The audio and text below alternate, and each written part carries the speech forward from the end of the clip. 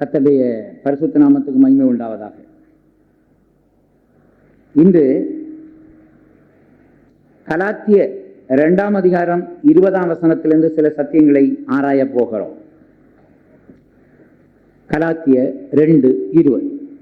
கிறிஸ்துவுடனே கூட சிலுவையில் அறையப்பட்டேன், ஆயினும் பிழைத்திருக்கிறேன். இனி நான் அல்ல, கிறிஸ்துவே எனக்குள் பிழைத்திருக்கிறார். நான் இப்பொழுது மாம்சத்தில் பிழைத்திருக்கிறதோ, என்னில் அன்பு கூர்ந்து எனக்காக தம்மைத்தாமே ஒப்பு கொடுத்த தேவனுடைய குமாரனை பற்றி விசுவாசத்தினாலே பிழைத்திருக்கிறேன். அப்போஸ்தலனாகிய பவுல் கலாத்தியருக்கு சொல்லும் பொழுது சிலுவையில் அறையப்படுதல் சம்பந்தமாக சில சத்தியங்களை சொல்லிக் கொடுக்கிறார். வேதத்திலே கிறிஸ்துவோடு கூட சிலுவையில் அறையப்படக்கூடிய சில வசனங்களை எல்லாம் நாம் படிக்கிறோம். நாம் இயேசு கிறிஸ்துவோடு சிலுவையில் அறையப்படும்படியாய் நம்ம முற்றிலுமாய் ஒப்புக் கொடுக்க வேண்டும். முதலாவது சிலுவையில் அறையப்படுதலின் அனுபவத்தை ரோமர் 6ஆம் அதிகாரம் 6ஆம் வசனத்தில் நாம் இவ்விதமாய் வாசிக்கிறோம். வாசிப்போம். ரோமர் 6:6. நாம் இனி பாவத்துக்கு ஊழியம் செய்யாதபடிக்கு பாவ சரீரம் ஒழிந்து போகும் பொருட்டாக நம்முடைய பழைய மனுஷன் அவரோடு கூட சிலுவையில் அறையப்பட்டது என்று அறிந்திருக்கிறோம். முதலாவதாக நாம் சிலுவையில் அறையப்பட வேண்டிய ஒரு மனுஷன் இருக்கிறான். அந்த மனுஷன் தான் பழைய மனுஷன். அவன் எங்கே இருக்கிறான்? பழைய மனுஷன். அந்த பழைய மனுஷன் யார்? அவன் தான் ஆதாம். ஆதாம் இருக்கிறானா? இல்லை. அவன் பாவம் செய்த பின்பு 930 ஆண்டுகளுக்கு பின்பு செத்து போனான். அப்படியானால் இவர் குறிப்பிடுகிற அந்த பழைய மனுஷன் யார்? உண்மைதான், பழைய மனுஷன் அந்த ஆதாம் செத்து போனாலும் ஆதாமின் சுபாவம் இன்னும் சாகவே இல்லை. அது இந்த உலகத்தில் பிறக்கின்ற ஒவ்வொரு பிள்ளைக்குள்ளும் இருக்கிறது. இதைத்தான் சங்கீதக்காரன் என்ன சொன்னான்? 51ஆம் சங்கீதம் 5ஆம் வசனம், நான் துர்க்குணத்திலே உருவானேன், என் தாய் என்னை பாவத்திலே கர்ப்பம் தரித்தாள். ஆகையினால் புருஷ சம்பந்தமாய் பிறக்கிற எல்லா பிள்ளைகளுக்குள்ளும் ஜென்ம பாவம் இருக்கிறது. ஜென்ம பாவம் இல்லாதவர்கள் யார்? ஆதாம், ஏவாள், கர்த்தராகிய இயேசு. இவர்களுக்குள்ள ஜென்ம பாவமே கிடையாது. காரணம், ஆதாமுக்கு அப்பா அம்மா இல்லை, ஏவாளுக்கு அப்பா அம்மா இல்லை. அவர்கள் எல்லாரும் சிருஷ்டிக்கப்பட்டவர்கள். ஆதாம் மண்ணிலிருந்து உருவாக்கப்பட்டான், ஏவாள் ஆதாமின் விலாவிலிருந்து உருவாக்கப்பட்டாள், விலா எலும்பிலிருந்து. இவர்கள் நம்மை போல பெற்றோர்களுக்கு பிறக்கவில்லை, சிருஷ்டிக்கப்பட்டார்கள். ஆகையினால் அவர்களுக்குள்ளே ஜென்ம பாவம் இல்லை. ஆனால் அந்த ஆதாமுக்குள்ளே ஜென்ம பாவம் இல்லாவிட்டாலும் நம்ம எல்லாருக்குள்ளேயும் ஜென்ம பாவத்தை உண்டாக்கி விட்டு அவன் போய்விட்டான். அந்த பாவம் எப்படி வந்தது? கீழ்ப்படியாமையினால் வந்த பாவம். ஆண்டவர் அந்த ஆதாமை முதலாவது பூமியை உண்டாக்கி, பூமியிலே ஒரு ஏதேனை உண்டாக்கி, ஏதேனிலே ஒரு தோட்டத்தை உண்டாக்கி, அந்த 3வது இடமாகிய முக்கியமான இடமாகிய மகாபரிசுத்த ஸ்தலத்தை ஆதாமுக்கு கொடுத்தார். ஆதாமிடம் சொன்னார், ஆதாமே, இந்த தோட்டத்தில் இருக்கிற சகல விருட்சத்தின் கனியை நீ சாப்பிடலாம், தோட்டத்தின் மத்தியில் இருக்கிற ஜீவ விருட்சத்தின் கனியை சாப்பிடலாம். ஆனால் தோட்டத்தின் மத்தியில் இருக்கிற நன்மை தீமை பகுத்தறியக்கூடிய விருட்சத்தின் கனியை சாப்பிடக்கூடாது. சாப்பிடும் நாளிலே சாகவே சாவாய். பிரியமானவர்களே, ஆண்டவர் இப்படி சத்தியத்தை சொல்லிவிட்டு போனது வழக்கம். தினந்தோறும் பகலில் குளிர்ச்சியான நேரத்திலே தேவன் ஏதேனிலே உலாவி ஆதி மனிதர்களுக்கு சத்தியத்தை சொன்னார். ஆனால் பிசாசு அங்கே பிரவேசித்து பொய்யை சொன்னான். அவன் சொன்ன பொய் என்ன? அந்த விலக்கப்பட்ட விருட்சத்தின் கனியை சாப்பிட்டால் சாவதில்லை, உனக்கு கண்கள் திறக்கப்படும், நீங்கள் தேவர்களைப் போல மாறிவிடுவீர்கள் என்று பொய்யை சொன்னான். பிரியமானவர்களே, மனிதனுக்கு சத்தியத்தை பார்க்கலும் பொய்யைத்தான் அதிகமாக விசுவாசிக்கக்கூடிய ஒரு எண்ணம் உண்டாயிற்று. அது அன்றைக்கு மட்டுமல்ல, இன்றைக்கும் கூட அப்படித்தான். சத்தியத்தை விசுவாசிப்பவர்கள் சிலர், பொய்யை விசுவாசிப்பவர்கள் அநேகம் பேர். இதனால் என்ன நடந்தது? மனிதன் கீழ்ப்படியாமையினால் பாவம் செய்தபடியினால் அவனுக்குள்ளே பாவம் பிரவேசித்தது. அவன் பெற்றெடுத்த பிள்ளைகளுக்குள்ளே எல்லாம் பாவம் காணப்பட்டது. அதுதான் ஜென்ம பாவம், பாவஸ்பாவம். இப்படி தலைமுறை தலைமுறையாக அந்த பாவம் வந்து வந்து நம்முடைய பெற்றோர் வரைக்கும் வந்தது.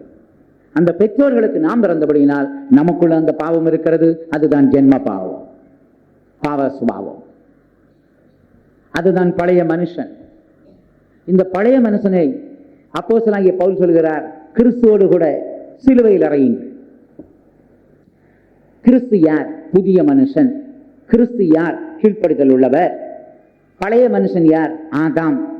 ஆதாம் யார்? கீழ்ப்படியாதவன். அப்படியானால் நமக்குள்ளே இருக்கிற கீழ்ப்படியாமையின் பாவத்தை, அந்த முரட்டு சுபாவத்தை, ஜென்ம பாவத்தை, பாவ சுபாவத்தை நாம் என்ன செய்ய வேண்டும்? இயேசுவோடு கூட சிலுவையில் அறைய வேண்டும். சிலுவையில் அறையும் பொழுது என்ன நடக்கிறது?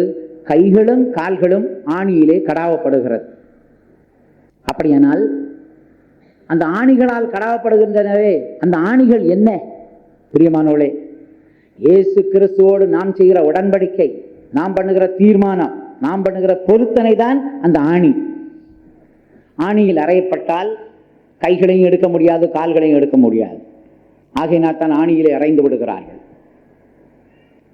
கிறிஸ்துவோடு கூட நாம் சிலுவையிலே அறையப்படும் பொழுது என்ன நடக்கிறது?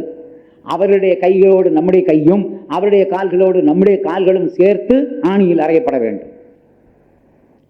அதாவது இயேசுநாதரை பார்த்து நாம் சொல்ல வேண்டும், புதிய மனுஷனாகிய இயேசுவே, எனக்குள்ள இருக்கிறதான பழைய மனுஷனை உம்மோடு கூட சிலுவையில் அறைகிறேன். இன்றையிலிருந்து உம்முடைய வசனத்தின்படி நான் செய்வேன், உம்முடைய வசனத்தின்படி நான் நடப்பேன்.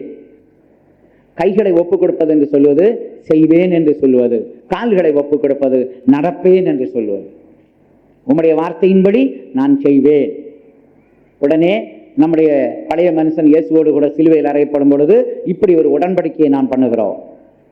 உம்முடைய வார்த்தையின்படி நான் நடப்பேன் என்று நாம் தீர்மானம் எடுக்கும் பொழுது அந்த ஆணி, இயேசுவின் கால்களோ நம்முடைய அந்த பழைய மனுஷனுடைய கால்களும் ஒன்றாய் ஆணியிலே அறையப்படுகிறது. இப்படி சிலுவையில் தொங்குகிறவர்கள் எதுவரைக்கும் தொங்க வேண்டும்? அந்த சிலுவையில் தொங்கினவர்கள் மரிக்கும் வரை தொங்க வேண்டும். இதுபோல நாமும் பாவத்துக்கு மரிக்கும் வரைக்கும், உலகத்துக்கு மரிக்கும் வரைக்கும், சுயத்துக்கு மரிக்கும் வரைக்கும் நாம் தொங்கிக் கொண்டே இருக்க வேண்டும். அந்த சிலுவையிலே நீ மரிக்க வேண்டும். மரித்த பின்புதான் உன்னை கீழே இறக்குவார்கள். மரித்த பின்புதான் நீ இறக்கப்பட்டு அடக்கம் பண்ணப்படுவாய். ஆகையினால் பாவ சரீரம் ஒளிந்து போகும் பொருட்டாக பழைய மனுஷனை அவரோடு கூட சிலுவையில் அறைய ஒப்புக் கொடுக்க வேண்டும். இந்த பழைய மனுஷன் என்று சொன்னால் அது ஆதாமின் சுபாவம் என்று சொன்னேன். அப்படியான இந்த பாவ சரீரம் என்று சொன்னால் என்ன? அதுதான் கிரியை பாவம். சரீரத்தால் செய்யும் பாவம், அவயவங்களால் செய்யும் பாவம், அதுதான் பாவ சரீரம். இந்த பாவ சரீரம் எப்படி உண்டானது? கிரியையினாலே பாவம் செய்ய பாவம் செய்ய பாவம் செய்ய நமக்குள்ளே பாவ சரீரம் உண்டாகிவிட்டது. ஒரு சரீரம் என்று சொன்னால் அதற்கு அவயவங்கள் இருக்கும். இதுபோல பாவ சரீரத்துக்கு பாவ அவயவங்கள் இருக்கின்றன. பாவ மனது, பாவ கண்கள், பாவ வாய், பாவ காதுகள், பாவ இருதயம், பாவ கைகள், பாவ கால்கள், இதெல்லாம் சேர்ந்துதான் பாவ சரீரம். இந்த பாவ சரீரம் ஒளிந்து போகும் பொருட்டாக, எப்படி இந்த பாவ சரீரம் ஒளிந்து போகும்? பிரியமானவர்களே, ஒவ்வொரு அவயவத்தால் செய்த பாவங்களை இயேசுவிடத்தில் மன்னிப்பு கேட்கும் பொழுது இயேசு கிறிஸ்து தன்னுடைய விலையேறப்பட்ட இரத்தத்தால் நம்மை கழுவி சுத்திகரித்து அந்த பாவ சரீரத்தை ஒளிந்து போகச் செய்கிறார். ஆகையினால் இந்த கூட்டத்தில் யாரிடத்திலாவது பாவ கிரியை நிமித்தம் பாவ சரீரம் இருக்குமானால் அது ஒளிந்து போகும் பொருட்டாக இயேசு கிறிஸ்துவின் இரத்தத்தால் நீங்கள் கழுவப்படுங்கள். இயேசு கிறிஸ்துவின் இரத்தம் சகல பாவங்களையும் போக்கி நம்மை சுத்திகரிக்கும். நாம் நம்முடைய பாவங்களை அறிக்கையிட்டால், எப்படி அறிக்கையிடுவது? ஆண்டவரே, என் எண்ணத்திலே மாமிச எண்ணம், பொல்லாத எண்ணம், வீணான எண்ணம், கற்பனை, மனக்கோட்டைகள் வந்ததுண்டு, மன்னியும். என் கண்களினால் இச்சையோடு பார்த்தேன், மன்னியும் ஆண்டவரே. என் வாயினால் தூஷணம் பேசினேன், பொய் பேசினேன், மதுபானம் அறிந்தினேன், வெற்றிலை வாக்கு போட்டேன், புகைப்பிடித்தேன், மன்னியும் ஆண்டவரே. என் இருதயத்திலே பெருமை, பொறாமை, ஆசை, இச்சைகளுக்கு இடம் கொடுத்தேன், மன்னியும் ஆண்டவரே. என் கையினால் திருடிவிட்டேன், கொலைபாதகம் பண்ணிவிட்டேன், உமக்கு விருப்பமில்லாததை செய்துவிட்டேன், எழுதிவிட்டேன், மன்னியும் ஆண்டவரே. என் கால்களினால் துன்மார்க்கருடைய ஆலோசனைகளில் நடந்தேன், பாவிகள் இருந்த இடத்திலே இருந்தேன், பரியாசக்கார உட்காரும் இடத்தில் உட்கார்ந்தேன், மன்னியும் அப்பா. என் காதினால் உமக்கு விருப்பமில்லாததை கேட்டுவிட்டேன் என்று ஒவ்வொரு அவயவத்தால் செய்த பாவங்களையும் மன்னிப்பு கேட்கும் பொழுது இயேசு கிறிஸ்துவின் ரத்தம் சகல பாவங்களையும் போக்கி நம்மை சுத்தி இருக்கும் பொழுது அந்த பாவ சரீரம் ஒளிந்து போகிறது. பாவ சரீரம் ஒளிந்து போகிறது. அப்படி ஒளிந்து போகும் பொருட்டாக பழைய மனுஷனை எடுத்து இயேசுவோடு கூட சிலுவையில் அறைய வேண்டும். இப்பொழுது நீதிமொழியில் சொல்லப்பட்ட வசனத்தை நினைவுக்கு கொண்டு வாருங்கள். பாவங்களை மறைக்கிறவன் வாழ்வடைய மாட்டான், அவைகளை அறிக்கை செய்து விட்டு விடுகிறவனோ இரக்கம் வருவான். அப்ப அறிக்கையிடுதல் விட்டு விடுதல், அறிக்கையிடுதல் விட்டு விடுதல். அறிக்கையிடும் பொழுது நம்முடைய பாவங்கள் கழுவப்பெறுகிறது. ஆனால் விட்டு விடுவதற்கு நாம் தீர்மானம் பண்ண வேண்டும். அதுதான் ஆணி, அதுதான் ஆணி. நீ எடுக்கிற தீர்மானம், நீ எடுக்கிற பிரதிஷ்டை, நீ செய்கிறதான பொருத்தனை, நீ செய்கிற உடன்படிக்கை, அதுதான் ஆணி. கிறிஸ்துவோடு கூட நீ சிலுவையில் அறையப்படும்படி அந்த ஆணி மிகவும் பிரயோஜனமா இருக்கிறது. நீ எடுக்கிற தீர்மானம் முக்கியமாய் அவசியம். சிலர் என்ன செய்வாங்க, எல்லா பழியும் கொண்டு பிசாசு மேல போடுவாங்க. ஒரு ஆள் சொல்றாரு, ஐயா நான் நல்லா தான் இருந்தேன், பிசாசு என்ன கள்ளுக்கடைக்கு தள்ளிட்டு போச்சு. எப்படி அவன் தள்ளிட்டு போவான்? நீ பிரேக் போடக்கூடாதா? அவன் தள்ளிட்டு போனாலும் பிரேக் உன் கையில தான் இருக்கு. அதுதான் தீர்மானம், அதுதான் தீர்மானம் தான் பிரேக். என்ன தீர்மானம்? நான் கள்ளுக்கடைக்கு போக மாட்டேன், சினிமா சாலைக்கு போக மாட்டேன், மது அருந்த மாட்டேன், புகை பிடிக்க மாட்டேன், என் சரீரத்தை நான் கெடுக்க மாட்டேன். அந்த தீர்மானம் தான் நீ அறைகிற ஆணி. அதனால ஆழமான தீர்மானம் பண்றதுக்கு நீளமான ஆணி போட்டு அறையுங்க. ஆழமான தீர்மானங்கள் நீளமான ஆணிகள். இயேசுநாதரை சிலுவையில் அறைக்கும் 9 அங்குல நீளமுள்ள ஆணியைத்தானே அரைஞ்சாங்க. அவ்வளவு நீளமுள்ள ஆணியை போட்டு அரைந்து அவர் இறங்காதபடி, தொங்க கீழே விழுந்து விடாதபடி சிலுவையில் அறைவர்கள் அப்படித்தான் அறைவார்கள். இதுபோல ஆழமான தீர்மானம், நீளமான ஆணி. அப்படியானால் நீ தொங்கிக் கொண்டிருக்க வேண்டும். எதுவரை? நீ சாகிற வரைக்கும் சிலுவையில தொங்கணும். உன் சுயம் மரிக்கும் வரைக்கும், நீ பாவத்துக்கு மரிக்கும் வரைக்கும், நீ உலகத்துக்கு மரிக்கும் வரைக்கும் தொங்கிக் கொண்டே இருக்க வேண்டும். பாவ சரீரம் ஒளிந்து போகும் பொருட்டாக பழைய மனுஷன் அவரோடு கூட சிலுவையில் அறையப்பட்டிருக்கிறான். இது 1வது சிலுவையில் அறையப்படும் அனுபவம். 2வது சிலுவையில் அறையப்படுகிற அனுபவத்தை எங்கே வாசிக்கிறோம்? கலாத்தியர் 5:24 வாசியுங்கள். கலாத்தியர் 5:24.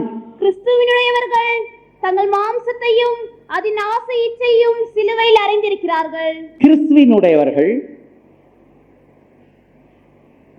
தங்கள் மாம்சத்தையும் அதன் ஆசை இச்சைகளை சிலுவையில் அறைந்திருக்கிறார்கள். பழைய மனுஷனை சிலுவையில் அறைஞ்சாச்சு. இப்ப அடுத்தது எதை சிலுவையில் அறைய வேண்டும்? மாம்சத்தையும் அதன் ஆசை இச்சைகளை சிலுவையில் அறைய வேண்டும். மாம்சத்தையும் அதன் ஆசை இச்சைகளை. ஏன் பவுல் இப்படி சொல்லுகிறார்? ஏன்னா மாம்சத்தின் கிரியைகள் பொல்லாதவைகள். அந்த மாம்சத்தின் கிரியைகள் வெளிப்பட்டு விட்டால் மனிதன் பரலோக ராஜ்யம் போக முடியாது. அந்த மாம்சத்தின் கிரியைகள் என்ன? கலாத்தியர் 5ஆம் அதிகாரம் 19ஆம் வசனத்திலிருந்து 21ஆம் வசனம் வரைக்கும் வாசிப்போம். மாம்சத்தின் கிரியைகள் வெளியரங்கமாயிருக்கின்றன. அவையாவன விபச்சாரம், வேசித்தனம், அசுத்தம், காமவிகாரம், விக்கிரகாராதனை, பில்லி சூனியம், பகைகள், விரோதங்கள், வைராக்கியங்கள், கோபங்கள், சண்டைகள், பிரிவினைகள், மார்க்கபேதங்கள், பொறாமைகள், கொலைகள், வெறிகள், களியாட்டுகள் முதலானவைகளே. பிரியமானவர்களே, இதுதான் மாம்சத்தின் கிரியை. இதை செய்கிறவர்கள் என்ன? கீழே இப்படிப்பட்டவர்களை செய்கிறவர்கள் தேவனுடைய ராஜ்யத்தை சுதந்திரிப்பதில்லை என்று முன்னே நான் சொன்னது போல இப்பொழுது உங்களுக்கு சொல்கிறேன். இந்த பாவங்களை செய்கிறவர்கள் தேவனுடைய ராஜ்யத்தில் பிரவேசிக்க முடியாது. எவ்வளவு துக்ககரமான காரியம்.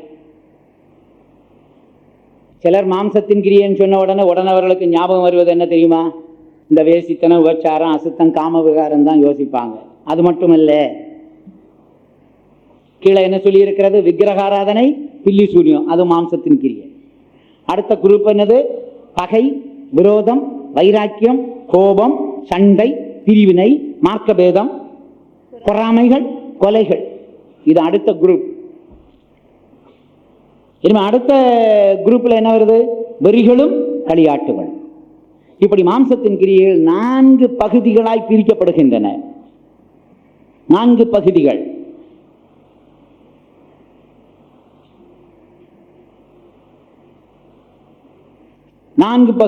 ஆக மொத்தம் எத்தனை பாவம் அதில் இருக்கிறது? 1 2 3 4 5 6 7 8 9 10 11 12 13 14 15 16 17 பாவம் தானே? எத்தனை பாவம்? 17 பாவம். ஒவ்வொன்னா படிங்க, நான் எண்றேன். மாம்சத்தின் கிரியில் வெளியரங்கமாயிருக்கின்றன. அவையாவன விபச்சாரம் 1, வேசித்தனம் 2, அசுத்தம் 3, காமவிகாரம் 4, விக்கிரகாராதனை 5, பில்லி சூனியம் 6, பகைகள் 7, விரோதங்கள் 8, வைராக்கியங்கள் 9, கோபங்கள் 10, சண்டைகள் 11, பிரிவினைகள் 12, மார்க்கபேதங்கள் 13, பொறாமைகள் 14, கொலைகள் 15, வெறிகள் 16, களியாட்டுகள் 17 பாவம்.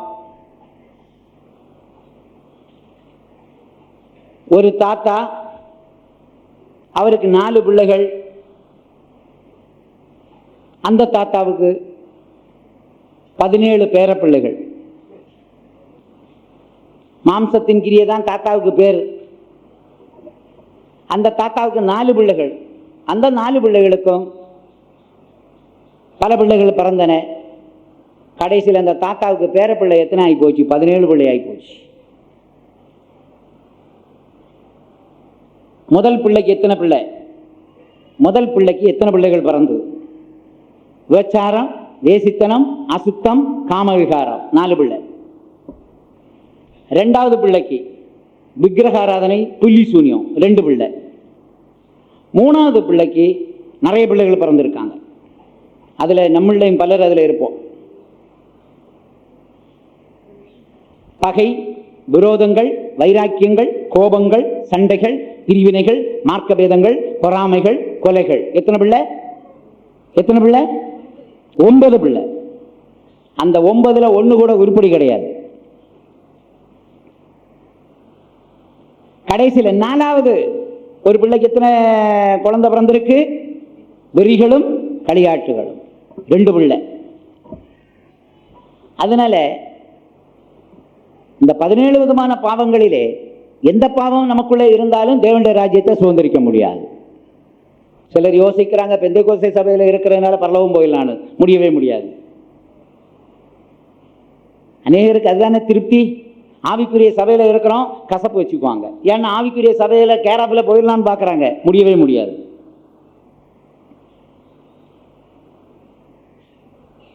ஆவிக்குரிய சபை முட்டையில இருக்கிற தோடு போல. ஆவிக்குரிய சபைன்னு சொல்றது முட்டையில இருக்கிற தோடு போல. அந்த தாய்க்கோழி 21 நாள் அந்த தோட்டுக்கு மேல உட்கார்ந்து இருக்கு. கடைசியில 21ஆம் நாள் உள்ள இருக்கிற கோழி குஞ்சு அந்த தோடை கொத்தி வெளியில வருது. அந்த கோழி குஞ்சு தான் கத்திரை வரிகளை போகும், தோடு கத்திரை வரிகளை போகவே போகாது. இதுபோல இந்த உலகத்தில் இருக்கிற எழுத்துக்குரிய தரிசனமான சபைகள் கத்திரை வரிகளை போக போறதில்லை. அதுக்குள்ள மறைந்திருக்கிற ஒரு கோழி குஞ்சு போல ஒரு சபை இருக்கிறது. அது அதரிசனமான கிறிஸ்துவின் சரீரமாகிய சபை. அந்த சபை தான் கத்திரை வரிகளை போக போகுது. அதனால சிலர் யோசிக்கிறாங்க, ஆவிக்குரிய சபையில இருந்து பகை வைக்கலாம், வைராக்கியம் வைக்கலாம், பிரிவினை வைக்கலாம், மார்க்கபேதம் வைக்கலாம். நீ யாரை சேர்ந்தவன்? நான் இன்னாரை சேர்ந்தவன். நீ யாரை சேர்ந்தவன்? நான் இன்னாரை சேர்ந்தவன். கொரிந்திய சபையில் அதுதான் இருந்தது. நீ யார்? பவுலை சேர்ந்தவன். நீ யார்? அப்பல்லோவை சேர்ந்தவன்.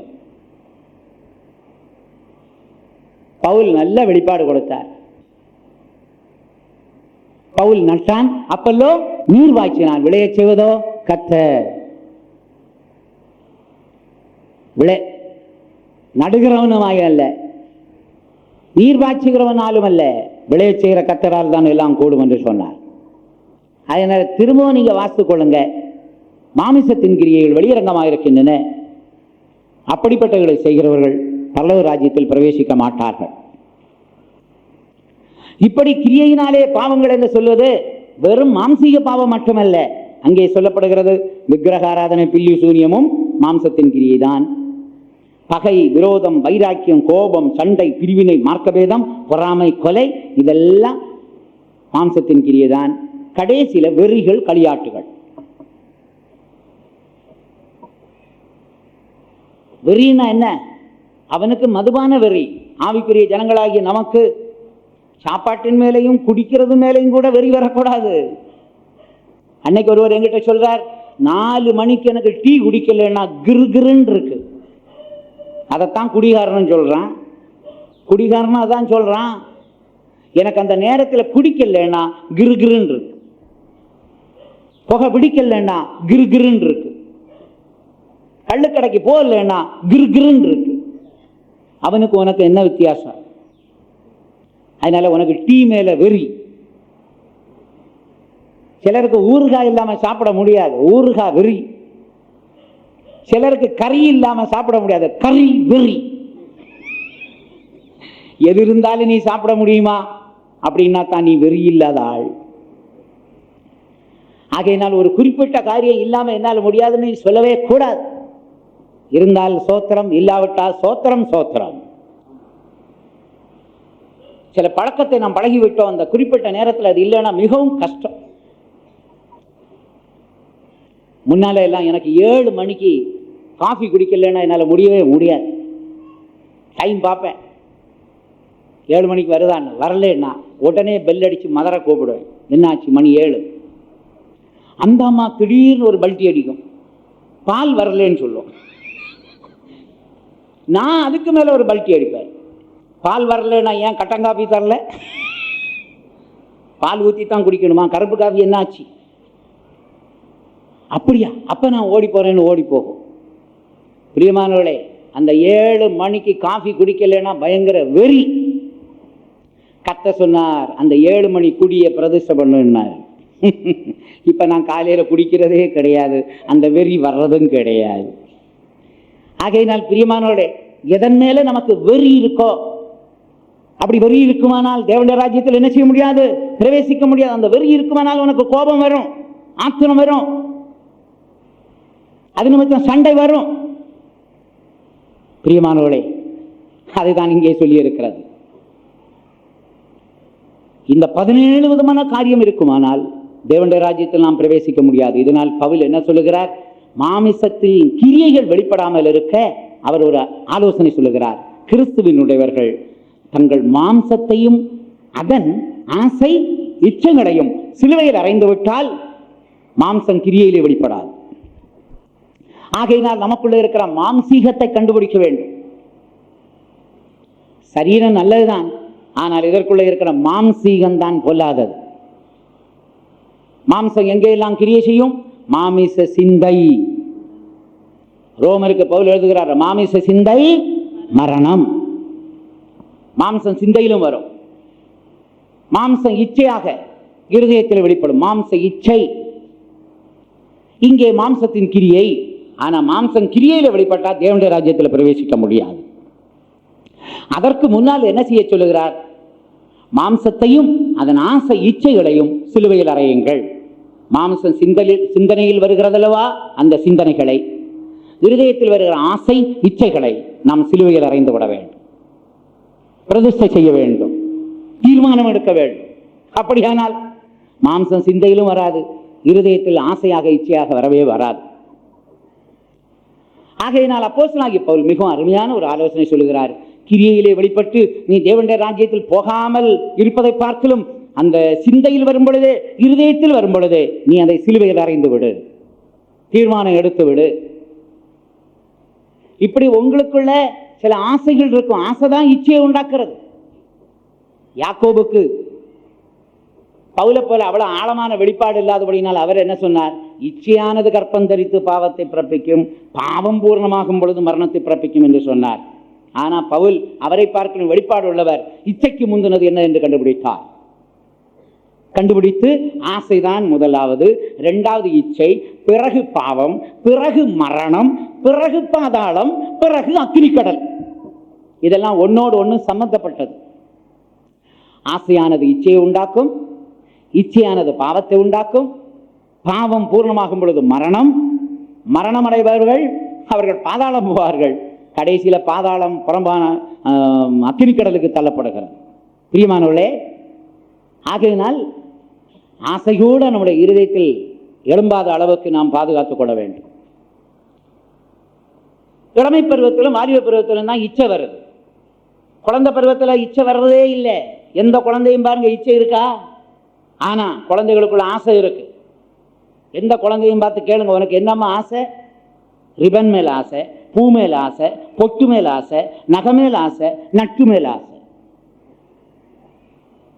ஆம்பளை பையங்களை கூப்பிட்டு கேளுங்க, உனக்கு என்னடா ஆசை? சாக்லேட் மேல ஆசை, கேக் மேல ஆசை, ஸ்வீட் மேல ஆசை, எனக்கு ட்ரெஸ் மேல ஆசை, என்னென்ன ஆசை. இப்படி இந்த ஆசை குழந்தை பருவத்தில் இருக்கும் பொழுது திடீரென்று அவன் ஒரு பருவத்துக்கு வருகிறான். என்ன பருவம்? இளமை பருவம், வாலிப பருவம். உடனே அந்த இச்சையானது, அந்த ஆசையானது என்ன செய்கிறது? இச்சையை உண்டாக்குகிறது. இச்சையானது கற்பம் தரித்து பாவத்தை பிறக்கி வைக்கிறது. ஆகையினால் பவுல் என்ன சொல்லுகிறார்? மாமிசத்தின் கிரியை வெளிப்பட்டு தேவனுடைய ராஜ்யத்தை சுதந்திரிக்காமல் நீ இருக்கக்கூடாது. எப்படியாவது தேவனுடைய ராஜ்யத்தை சுதந்திரிக்க வேண்டும். மாம்சத்தின் கிரியைகள் நிமித்தம் தேவனுடைய ராஜ்யத்தில் பிரவேசிக்கிற அனுபவம், சுதந்திரிக்கிற அனுபவத்தை நீ இழந்து போகக்கூடாது. ஆகையினால் அதற்கு மூல காரணமாகிய மாம்சத்தையும் அதன் ஆசையையும் இச்சைகளையும் இயேசுவோடு கூட சிலுவையில் அறைய சொல்லுகிறார்.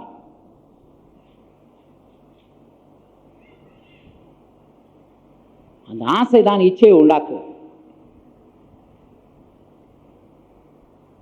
இதை நான் எப்ப படிச்சாலும் அந்த பெங்களூர் சம்பவம் எனக்கு ஞாபகம் வந்துடும். பெங்களூர்ல பாஸ்டர் கேவி வர்கீஸ் ஒரு பாஸ்டர் இருந்தார். அங்கே இருந்த உடன் ஊழியக்காரனை கூப்பிடுவார், செல்வம் வா, இந்த ஒட்டடையெல்லாம் அடிச்சியா? ஆமையா. எப்ப அடிச்ச? நேத்தை சாயங்காலம். பாரு ஒட்டடையா இருக்கு. உடனே அவர் திரும்ப என்ன வேற ஒட்டரை குச்சி எடுத்து எல்லாம் அடிப்பார். திரும்ப அடுத்த நாள் காலையில ஹாலுக்கு வருவார் பாஸ்டர், செல்வம் வா, பார் ஒட்டடை. பாஸ்டர் நேத்தை சாயங்காலம் தான் அடிச்ச. டெய்லி உங்களுக்கு தகராறு. அப்ப இதை ஒரு அறிவாளி விசுவாசி வாட்ச் பண்ணிட்டு இருந்தார். இந்த தகராறு தீர்க்க அவர் ஒரு ஐடியா கொடுத்தார். செல்வம் இங்க வாங்க, உங்க ரெண்டு பேருக்கும் இப்படி டெய்லி ப்ராப்ளத்தை உண்டாக்குறது ஒரு ஸ்பைடர், சிலந்தி பூச்சி. இன்னைக்கு நானும் நீங்களும் சேர்ந்து அந்த சிலந்தி பூச்சி எங்க இருக்குன்னு கண்டுபிடிக்கணும். அதை கொன்னுட்டோம், நாளைக்கே ப்ராப்ளம் சால்வ். கடைசியில் ரெண்டு பேருமா சேர்ந்து தேடினாங்க. அப்பதான் செல்வம் பிரதருக்கு வெளிப்பாடு கிடைச்சது. நல்ல ஐடியா தான். சிலந்தி பூச்சி எங்க எங்கன்னு தேடி தேடி தேடி போனா சூட்கேஸ் பக்கம் இல்லை, பாய் பக்கம் இல்லை, தலையிட பக்கம் இல்லை, ஒன்றும் பக்கம் இல்லை. கடைசியில் பீரோவுக்கு பின்னால ஒழிச்சிருக்கு. செல்வம் பிரதருக்கு வந்தது ஆத்திரம்.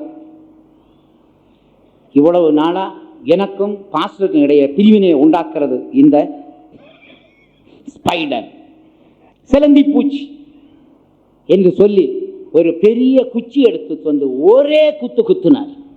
செத்து போச்சு. அடுத்த நாளிலிருந்து பிரச்சனையே கிடையாது. பிரியமானவர்களே, சிலந்தி பூச்சி தான் ஆசை, வலைதான் இச்சை. இது நிமித்தம் உண்டாகிற பிரச்சனை தான் பாவம். இதெல்லாம் தீரணும்னா ஒரே ஒரு வழி, அந்த சிலந்தி பூச்சியை கண்டுபிடிச்சு கொல்லணும். பவுல் கிரியையினாலே மாம்சத்தின் கிரியைகளை செய்தால் தேவனுடைய ராஜ்யத்தில் பிரவேசிக்க முடியாது என்று சொல்லிவிட்டு, பிரவேசிப்பதற்கு என்ன வழி? கிறிஸ்துவின் உடையவர்கள் தங்கள் மாம்சத்தையும் அதன் ஆசை இச்சைகளையும் சிலுவையில் அறைந்தால் சரியாகிவிடும் என்று சொல்லுகிறார். ஆகையினால் எத்தனையோ நேரங்கள்ல தேவனுடைய ஜனங்கள் தேவ சமூகத்திலிருந்து எனக்கு இச்சை வருது, கண்ணின் இச்சை வருது, மாம்சத்தின் இச்சை வருது, நான் அந்த தப்பு செய்தேன் இந்த தப்பு செய்தேன் என்று சொல்லுவார்கள். ஆனா மூல காரணமாகிய ஆசை என்னது என்று கண்டுபிடிக்க மாட்டார்கள். எது மேல உனக்கு ஆசை? துணி மேல ஆசையா? சாப்பாட்டின் மேல ஆசையா? எதன் மேல ஆசை? நமக்கு ஆசையா இருக்கக்கூடிய ஒரே ஒருவர், அவருடைய பேர் எல்லாரும் சத்தமா சொல்லுங்க. யாரு? அவ்வளவுதானா சத்தம்? இன்னும் சத்தமா சொல்லு, இன்னும் சத்தமா சொல்லு, இன்னும் சத்தமா சொல்லு. இப்படி சொல்லணும். நமக்கு ஆசை யாரு? இயேசு. பாடுங்க. எந்த நாத்துமன்னேசரே என்னுள்ளமே உந்தன் நண்பதை நாடிடுதே, உம்மை போலொரு நேசரை காண்கிலேன் போவே உயிதரும் இன்பமே நீ. உம்மை போலொரு நேசரை காண்கிலேன் போவிலே உயிதரும் இன்பமே நீ. அல்லேலூயா பாடிடுவே, ஆக மகிழ்ந்தும்மை துதித்திடுவே. அல்லேலூயா பாடிடுவே, ஆக மகிழ்ந்தும்மை துதித்திடுவே. என் ஆசையும் நீரே, ஜீவனும் நீரே, நன்னாயன் மறைவிடமே. என் ஆசையும் நீரே, ஜீவனும் நீரே, நன்னாயன் மறைவிடமே. அல்லேலூயா. என் ஆசையும் நீரே, ஜீவனும் நீரே, மன்னாயன் மறைவிடம் நீரே. ஆசை நீரப்பா, என் ஆசையெல்லாம் உண்மையில வைக்கிறேன். அதனால சோறின் மேல இருக்கிற ஆசை, குழம்பின் மேல இருக்கிற ஆசை, வீட்டின் மேல இருக்கிற ஆசை, அந்த ஆசை இந்த ஆசை, ஊர்பட்ட ஆசையெல்லாம் எடுத்து யார் மேல வைக்கணும்? இயேசுவின் மேல. நம்முடைய ஆசை யார்? இயேசு. நம்முடைய ஆசை யார்? இயேசு.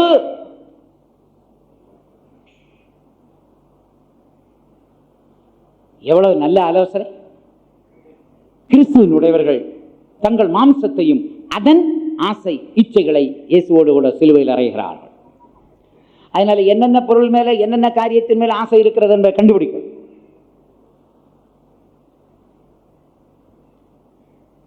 சில பிள்ளைகிட்ட கேட்போம், உனக்கு அப்பா மேல ஆசையா அம்மா மேல ஆசையா? அப்பா இல்லைன்னா அம்மா மேல ஆசைன்னு சொல்லுது, அம்மா இல்லைன்னா அப்பா மேல ஆசைன்னு சொல்லுது, ரெண்டு பேர் மேல ஆசைன்னு சொல்லுது. நல்ல ஞானமுள்ள பிள்ளை. உனக்கு யார் மேல ஆசை? நம்ம எல்லாருக்கும் அப்பாவும் இயேசு, அம்மாவும் இயேசு, அண்ணனும் இயேசு, எல்லாம் இயேசு. அல்லேலூயா. நம்முடைய ஆசையெல்லாம் இயேசுவின் மேல வைக்கும். இதற்கு கிறிஸ்துவின் உடையவர்கள் தங்கள் மாம்சத்தையும் அதன் ஆசை இச்சைகளையும் சிலுவையில் அறைந்து கொள்கிறார்கள். இனிமேல் அடுத்தது சிலுவையில் அறையப்பட வேண்டிய காரியம். கலாத்தியர் 6ஆம் அதிகாரம் 14ஆம் வசனம் வாசியுங்கள். நானோ நம்முடைய கர்த்தராகிய இயேசு கிறிஸ்துவின் சிலுவையை குறித்தே அல்லாமல் வேறொன்றையும் குறித்து மேன்மை பாராட்டாதிருப்பானாக. அவரால் உலகம் எனக்கு சிலுவையில் அறையுண்டிருக்கிறது. அவரால் உலகம் எனக்கு சிலுவையில் அறையுண்டிருக்கிறது. அடுத்தது, நானும் உலகத்திற்கு சிலுவையில் அறையுண்டிருக்கிறேன். அப்ப நாம் உலகத்தை பார்க்கும் பொழுது அந்த உலகம் சிலுவையில தொங்குறது போல நமக்கு தெரியணும். சிலுவையில் தொங்கிக் கொண்டிருப்பவர்களை என்ன சொல்லுவார்கள்? ஜனங்கள் நிந்திப்பார்கள், அவமானமாய் பேசுவார்கள், அசட்டை பண்ணுவார்கள், எண்ணாமல் போவார்கள். ஏசாயா 53 அதுதானே வாசிக்கிறோம். கர்த்தராகிய இயேசு கிறிஸ்து சிலுவையில் அறையப்பட்டிருந்தாரே, அவரை பற்றி என்ன சொல்லி இருக்கிறது? அவரை நாம் எண்ணாமல் போனோம், அவர் அசட்டை பண்ணப்பட்டவரும். படிங்க 3ஆம் வசனம். அவர் அசட்டை பண்ணப்பட்டவரும் மனுஷரால் புறக்கணிக்கப்பட்டவரும் துக்கம் நிறைந்தவரும் பாடு அனுபவித்தவருமாய் இருந்தார். அவரை விட்டு நம்முடைய முகங்களை மறைத்துக் கொண்டோம். அவர் அசட்டை பண்ணப்பட்டிருந்தார், அவரை எண்ணாமற் போனோம். இந்த விஷயத்தை நீங்க உலகத்துக்கு காட்டணும். உலகத்துக்கு இப்படிப்பட்ட காரியத்தை செய்யணும். ஆனா உலகத்துக்கு காட்டாதபடி நாம் எல்லாரும் இயேசுவுக்கு காட்டிவிட்டோம். இப்ப சிலுவையில் அறையப்பட்டிருப்பது யார்? உலகம். சொல்லுங்க, சிலுவையில் அறையப்பட்டிருப்பது என்னது? உலகம். உலகம்னா என்னது? லௌகீகம், உலகத்தின் வேஷம். அப்ப உலகம் இப்ப சிலுவையில் அறையப்பட்டிருக்குமானால் நீங்க என்ன செய்ய வேண்டும்? அந்த உலகத்தை நீங்கள் அசட்டை பண்ண வேண்டும், அந்த உலகத்தை புறக்கணிக்க வேண்டும், அந்த உலகத்தை எண்ணாமல் போகணும். உலகம்னா இந்த உலகத்தை யோசிறாங்கப்பா, எடுத்துக்குரிய உலகத்தை நான் சொல்லல. I am not talking about the world but I ஆம் டாக்கிங் அபவுட் த வேர்ல்ட்லினஸ். உலகத்தை பற்றி நாம் பேசுறேன்னு சொன்னா இந்த லிட்ரலா இருக்கிற உலகத்தை பற்றி யோசிக்காதீங்க. லௌகீகம், வேர்ல்ட்லினஸ், ஃபேஷனா, அதாவது உலகத்தின் வேஷம் என்று சொல்லப்பட்டிருக்கிறது அது. இந்த உலகம் நல்ல உலகம் தான். இந்த உலகம் ஆண்டவர் தானே நமக்கு தந்த நல்ல உலகம். இந்த உலகத்தை போல ஒரு உலகம் நமக்கு கிடைக்குமா? இந்த உலகத்துக்கு இயேசுநாதரே வந்து பல பாடங்களை கற்று அவர் தேர்ச்சி அடைந்து வெளிநாட்டுக்கு போறது போல போயிருக்கிறார். இந்த உலகத்தில் தான் வந்து இயேசுநாதர் கீழ்ப்படுதலை கற்றுக்கொண்டார்.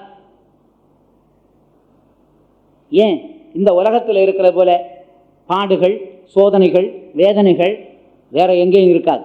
அதனால தான் இயேசுநாதர் கூட கீழ்ப்படுதலை கற்றுக்கொள்ளும்படி இந்த உலகத்துக்கு வந்தார், பாடுபடும்படி இந்த உலகத்துக்கு வந்தார், சோதிக்கப்படும்படி இந்த உலகத்துக்கு வந்தார்.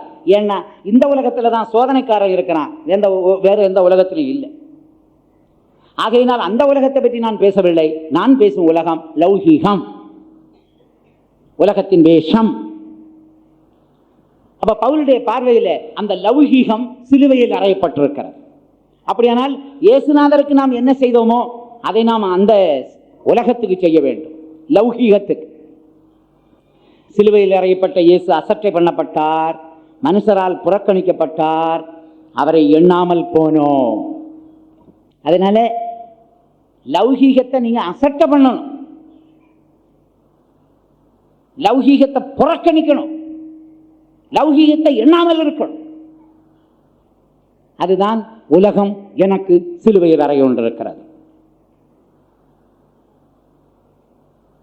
இனிமேல் உலகத்துக்கு நாம் சிலுவையில் அறையப்பட்டவர்களா இருக்கணும். அப்ப லௌகீகம் என்ன செய்யும்? நம்மை பார்த்து புறக்கணிக்கும், அசட்டை பண்ணும், எண்ணாமல் போகும். அதற்கு இயேசுநாதர் சிலுவையில தொங்கினது போல நாமும் என்ன செய்யணும்? இப்ப 53:2 வாசித்து பாருங்க. அதுல ஒரு விசேஷமான அனுபவம் இருக்கிறது. இளங்கிளையை போலவும், வறண்ட நிலத்திலிருந்து துளிர்க்கிற வேரை போலவும் அவனுக்கு முன்பாக எழும்புகிறார். அவருக்கு அழகும் இல்லை, சௌந்தரியமும் இல்லை. அவரை பார்க்கும்போது நாம் அவரை விரும்பத்தக்க ரூபம் அவருக்கு இல்லாதிருந்தது. இதுதான் நாம் உலகத்துக்கு சிலுவையில் அறையப்படும் பொழுது சம்பவிக்கிற சம்பவம். நாம் சிலுவையில் அறையப்படுவோமானால் உலகம் நம்மை பார்த்து என்ன சொல்லும்? உங்கள்கிட்ட அழகில்லை, சௌந்தரியம் இல்லை, நாங்கள் விரும்பப்படத்தக்க ரூபம் இல்லை என்று சொல்லும். ஏன் இயேசுநாதருக்கு அழகு பண்ண நேரம் இல்லையா? சௌந்தரியப்படுத்துவதற்கு நேரம் இல்லையா? உண்மைதான், இயேசுவுக்கு நேரம் இல்லைதான்.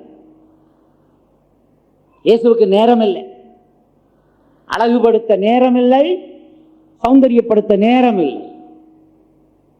அப்படியானால் அவருடைய நேரத்தை எதில் செலவழித்தார்? அதுக்கு தான் அருமையான ஒரு எக்ஸாம்பிள் சொல்லியிருக்கு. வறண்ட நிலத்திலிருந்து துளிர்க்கிற வேரை போல் இருந்தார். வறண்ட நிலத்தில் ஒரு வேர் துளிர்க்கணும்னா அந்த வேர் எங்கெல்லாம் போயிருக்கும்? மிகவும் ஆழத்திலே போய், மிகவும் நீளத்திலே போய், எங்கே இருந்தோ தண்ணீர் கொண்டு வந்துதான் துளிர்த்திருக்கிறது. இதுபோல கர்த்தராகிய இயேசு, இந்த உலகம் அவருக்கு ஒரு வறண்ட நிலம் போல் இருந்தது. ஆனால் இந்த இயேசுநாதர் இந்த வறண்ட நிலத்திலே துளிர்க்கிற வேரை போல அவர் என்ன செய்தார்? ஆழத்துக்கு போனார், நீளத்துக்கு போனார், அகலத்துக்கு போனார், உயரத்துக்கு போய் எங்கெல்லாம் கிருபை கிடைக்குமோ, அன்பு கிடைக்குமோ, வல்லமை கிடைக்குமோ, அவை எல்லாவற்றையும் சேர்த்து இந்த உலகத்தில் அவர் துளிர்க்கக்கூடியவராக இருந்தார். ஆகையினால் அவருக்கு அழகுபடுத்த நேரம் இல்லை, சௌந்தரியப்படுத்த நேரம் இல்லை, மனுஷர்கள் விரும்பப்படத்தக்க ரூபமும் இல்லை.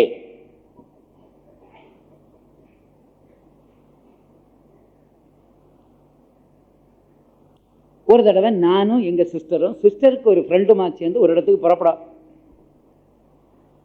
அப்ப நாங்கள் டைம் ஃபிக்ஸ் பண்ணோம், 7 மணிக்கு போனோம். நாங்கள் 7 மணிக்கெல்லாம் கிளம்பி அந்த வீட்டுக்கு போறோம். அந்த வீட்டுக்கு போனா எங்க சிஸ்டருடைய ஃப்ரெண்டுடைய அம்மா சொல்லிட்டாங்க, நானும் வர்றேன்ட்டாங்க. கொஞ்சம் பொறுங்க. நாங்க உட்கார்ந்தோம். 5 நிமிஷம், 10 நிமிஷம், அரை மணி நேரம், 3/4 மணி நேரம், 1 மணி நேரம் ஆச்சு. உன்னை எங்கள் சிஸ்டர் ஃப்ரெண்டுகிட்ட கேட்டாங்க, ஏம்மா இவ்வளோ நேரம் உங்களுக்கு தெரியாதா? எங்கள் அம்மா கண்ணாடி எடுத்தாங்கன்னா 1 hour ஆகும். எங்கள் அம்மா கண்ணாடி எடுத்தால் எவ்வளோ நேரம் ஆகும்?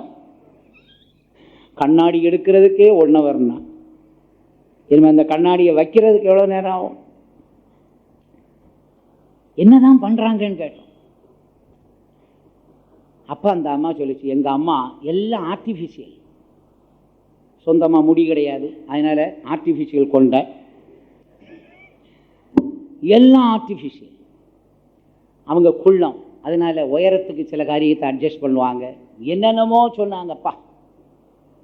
பிரியமானவர்களே, அவங்களுக்கு நேரம் இருக்குது, அதனால் அவ்வளோ டைம் எடுக்கிறாங்க. ஆனால் இயேசுநாதருக்கு நேரமே கிடையாது. நேரம் இருக்கா? அழகுபடுத்த நேரம் இருக்கா? சௌந்தரியமாக இருக்க நேரம் இருக்கா? வெளிவேஷம் போட நேரம் இருக்கா? உங்களுடைய நேரத்தை எதுக்காக செலவழிக்கிறீங்க? ஒரு ஆள் திடீர்னு வந்து நிற்கிறார் மீசை இல்லாமல். நான் கேட்குறேன், என்னையா இது? நேற்றைக்கு வரைக்கும் நல்ல மீசை வச்சுருந்த, இன்னைக்கு மீசை எடுத்துட்டேன். ஐயா, அந்த மீசை இருக்கிறதுனால ரொம்ப டைம் அதுக்கே ஸ்பெண்ட் பண்ண வேண்டியதாக இருக்குது. இங்கே ஷேவ் பண்ணால் இங்கே போயிடுது, அங்கே ஷேவ் பண்ணால் அங்கே போயிடுது. பிறகு இப்படி இருக்கிற மீசை இப்படி ஆகி பிறகு ஹிட்லர் சைஸில் வந்து கடைசியில் இப்போ இல்லாமலே போச்சு. அதை சரி பண்ணி எடுக்கிறதுக்குள்ளால 2 hours ஆச்சான். கடைசியில் இருந்ததும் போச்சு. ஏன்னா இங்கே எடுத்துட்டு போனால் ஒரு ஆள் சொன்னார், இங்கே நீளமாக இருக்குது, இங்கே கம்மியாக இருக்குன்னு. உடனே அங்கே எடுத்தாராம். உடனே இது நீளமாக இது கம்மியாச்சான், இது எடுத்தாராம். எடுத்து எடுத்து எடுத்து எடுத்து போச்சு. டைம் எவ்வளோ வேஸ்ட்? 2 hours. விஜி சாமுவேல்கிட்ட ஒரு ஆள் வந்து கேட்டார், மீசை வைக்கிறது தேவ சித்தமா? விஜி சாமுவேல் சொன்னார், சோத்திரம் பண்ணி பண்ணி ஷேவ் பண்ணுங்க,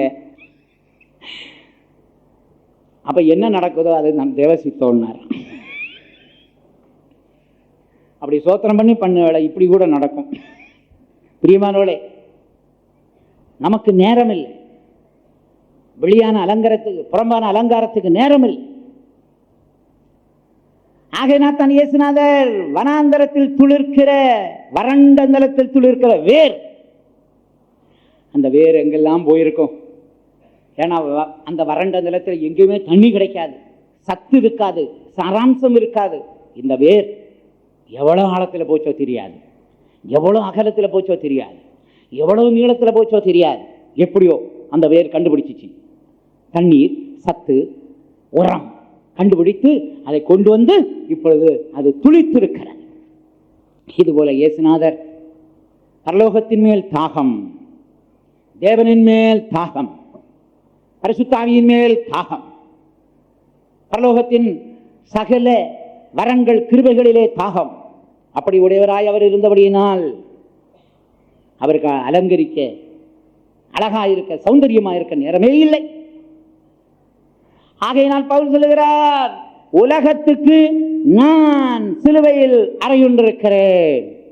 உலகம் உங்களை பார்த்து சொல்லணும், உங்களிடத்தில் அழகில்லை, சௌந்தரியம் இல்லை, நாங்கள் விரும்பப்படத்தக்க ரூபம் இல்லை என்று சொல்ல வேண்டும்.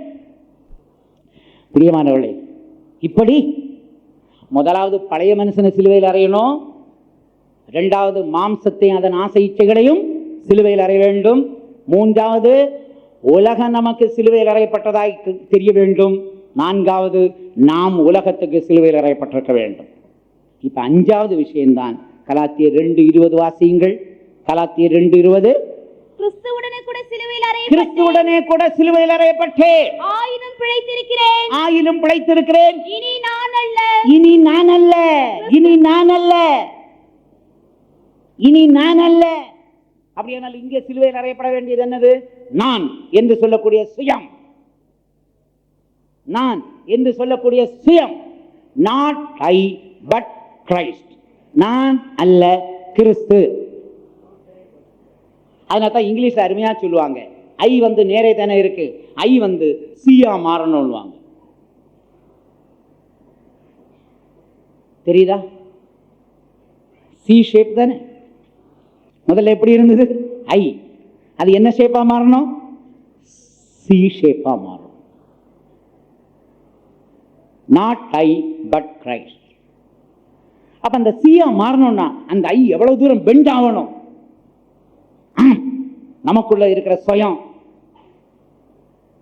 நீங்கி நமக்குள்ள கிறிஸ்து உருவாக வேண்டுமானால் நாமும் பெண்டாவணும், குனியணும், பணியணும், சாஷ்டாங்கமாய் விழ வேண்டும், தாழ்த்த வேண்டும், ஒப்பு கொடுக்க வேண்டும். அப்படியானால் நாட்டை பட் கிரைஸ்ட், நான் அல்ல கிறிஸ்து எனக்குள்ளே படைத்திருக்கிறார். அதற்கு நான் கிறிஸ்துவோடு கூட சிலுவையில் அறையப்பட்டிருக்கிறேன். இந்த ஐயை எடுத்து, சுயத்தை எடுத்து இயேசுவோடு கூட சிலுவையில் அறைய வேண்டும். இயேசுநாதர் சுயம் இல்லாதவராய் இருந்தார்.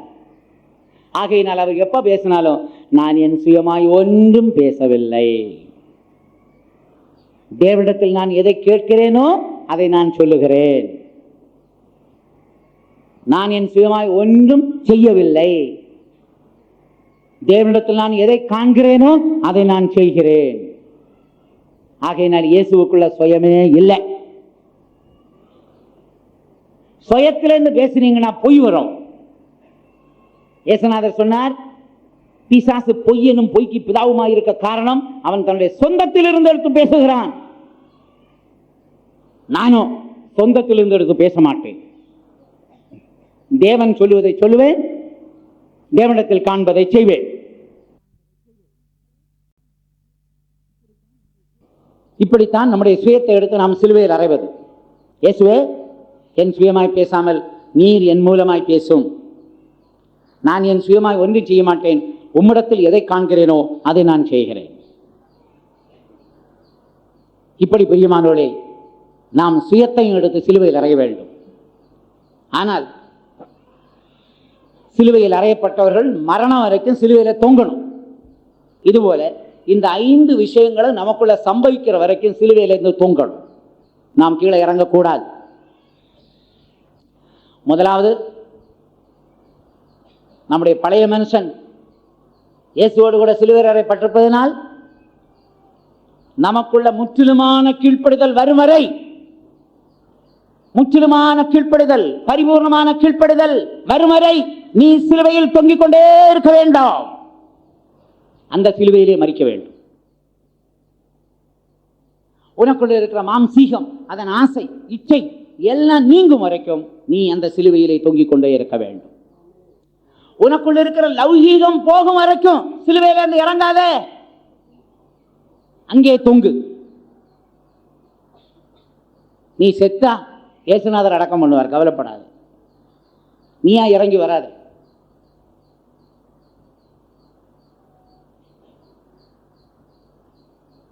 உன் சுயம் சாகிற வரைக்கும் நீ சிலுவையிலே தொங்க வேண்டும். இப்படி இந்த எல்லா காரியங்களுக்கு நாம் மரிக்கும் வரைக்கும் சிலுவையிலே நாம் தொங்க வேண்டியதா இருக்கிறது. சிலுவையிலே ஒரு மரணம் சம்பவிக்க வேண்டும். சிலுவையில் மரித்த இயேசுவை அடக்கம் பண்ணினார்கள். அதுபோல யார் யாரெல்லாம் சிலுவையிலே மரிக்கிறார்களோ அவர்கள் இயேசுவோடு கூட அடக்கம் பண்ணப்படுவார்கள். இயேசுவோடு கூட அடக்கம் பண்ணப்படுவார்கள். அந்த மரிக்கிறதுக்கு ஒரு டைம் இருக்கு பாருங்க. அதனால கரெக்டா அந்த டைமுக்கு வர்றாங்க. வந்து பார்த்தா 3 பேர்ல இயேசுநாதர் மரிச்சிருந்தாரு, மற்ற 2 பேர் என்ன செய்யல, சாவல்ல. சாவாதவங்களை எலும்ப உடைச்சி சாகடிப்பாங்களாம். சாகாதவங்களை என்ன செய்வாங்க, எலும்ப உடைச்சி சாகடிப்பாங்க. ஆனா கர்த்தராகிய இயேசு எலும்பு உடைக்கப்படாத அளவுக்கு இவர்கள் வரும் முன்னே மரித்து விட்டார். அதனால மரிக்கிறதுக்கு ஒரு டைம் இருக்கு. நீ விரும்ப நேரத்தில் மரிக்கலான்னு முடியாது. அந்த குறிப்பிட்ட நேரத்துக்கு முன்னாலே நீங்க மரிக்கணும். அப்படியானால் அப்படிப்பட்டவர்கள் கிறிஸ்துவோடு கூட அடக்கம் பண்ணப்படலாம். கிறிஸ்துவோடு கூட நாம் அடக்கம் பண்ணப்பட்டால் கிறிஸ்துவோடு கூட நாம் என்ன செய்யப்படுவோம், எழுப்பப்படுவோம். கிறிஸ்துவோடு கூட எழுப்பப்பட்டால் கிறிஸ்துவோடு கூட உன்னதத்திலே உட்கார வைக்கப்படுவோம். கிறிஸ்துவோடு கூட உன்னதத்திலே உட்கார்ந்தால் இயேசு கிறிஸ்து வரும் பொழுது அந்த கிறிஸ்துவோடு கூட நாம் எடுத்துக் கொள்ளப்பட்டு எப்போதும் கர்த்தரோடு கூட இருப்பார். அப்படி எப்போதும் கிறிஸ்துவோடு கூட இருந்தால் நீ கிறிஸ்துவோடு கூட சிங்காசனத்தில் வீற்றிருப்பாய். நீ கிறிஸ்துவோடு ஆளுகை செய்வாய். நீ கிறிஸ்துவோடு கூட நித்திய நித்தியமாய் தேவ சமூகத்திலே காணப்படுவாய். எல்லாம் கிறிஸ்துவோடு கிறிஸ்துவோடு கிறிஸ்துவோடு கிறிஸ்துவோடு. கிறிஸ்துவுடனே கூட. ஆகையினால் பிரியமானவர்களே, இந்த அனுபவங்களை எல்லாம் கர்த்தர் நமக்கு தரும்படி விரும்புகிறார். ஆகையினால் இயேசுவோடு கூட என்னென்ன காரியத்தை சிலுவையில் அறைய வேண்டும் என்பதை அப்போஸ்தலனாகிய பவுல் வெளிப்பாடு பெற்று ரோமாபுரியாருக்கும் கலாத்தியருக்கும் எழுதியிருக்கிறார்.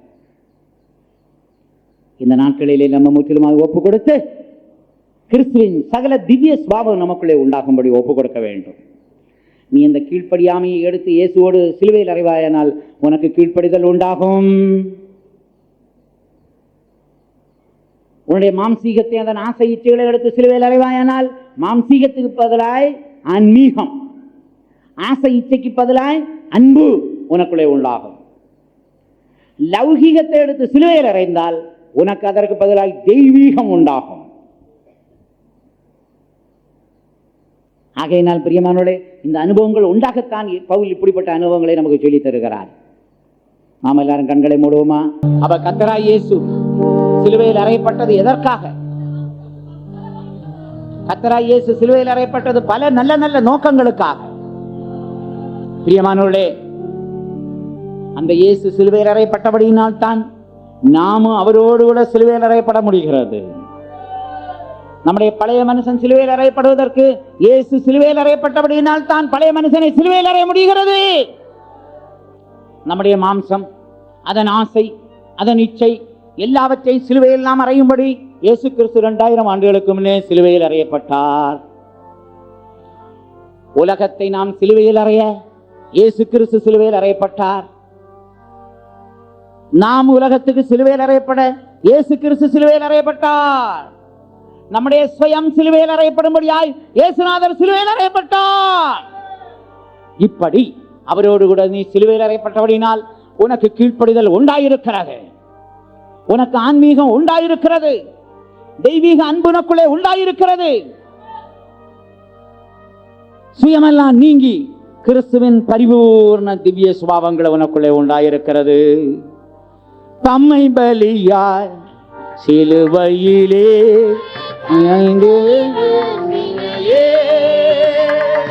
தம்மை பலியாய் சிலுவையிலே தங்கை வந்தினையே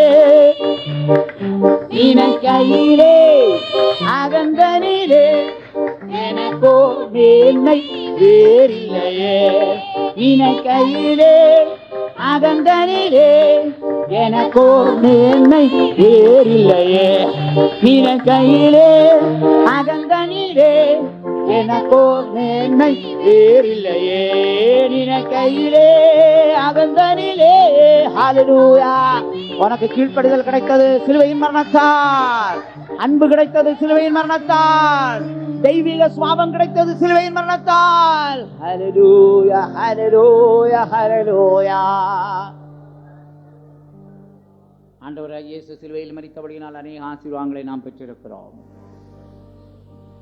நாம் ஜெபம் பண்ணி கர்த்தருடைய கரத்தில் ஒப்படைக்க போறோம். எங்கள் நல்ல பிதாவே, இந்த வேளைக்காய் உம்மை ஸ்தோத்திரிக்கிறேன். ஆண்டவரே, பழைய மனுஷன் உம்மோடு சிலுவையில் அறையப்பட ஒப்பு கொடுக்கப்பட்டிருக்கிறான். மாம்சமும் அதன் ஆசை இச்சைகளையும் சிலுவையில் அறைந்திருக்கிறோம். உலகம் எங்களுக்கும் நாங்கள் உலகத்துக்கும் சிலுவையில் அறையப்பட்டவர்களாக இருக்கிறோம். ஆண்டவரே, எங்களுடைய சுயம் கிரியை செய்யக்கூடாது. சுயமாய் நாங்கள் பேச வேண்டாம், சுயமாய் நாங்கள் கிரியை செய்ய வேண்டாம். நான் அல்ல கிறிஸ்து என்று சொல்லக்கூடிய இடத்துக்குள்ளே எங்களை கொண்டு வரும். ஆண்டவரே, கிறிஸ்துவின் நிறைவான அளவை பெற்றுக்கொள்ள உதவி செய்யும். உம்மை போல மாற்றி முடிவதற்கு என்று ஆயத்தப்படும். இயேசுவின் மூலம் கேட்கிறோம் பிதாவே, ஆமென். நம்முடைய கர்த்தராகிய இயேசு கிறிஸ்துவின் கிருபையும் பிதாவாகிய தேவனுடைய அன்பும் பரிசுத்த ஆவியின் ஐக்கியமும் இன்றும் என்றும் சதா காலங்களில் உண்டாயிருப்பதாக. ஆமென். ஹல்லேலூயா, ஹல்லேலூயா, ஹல்லேலூயா.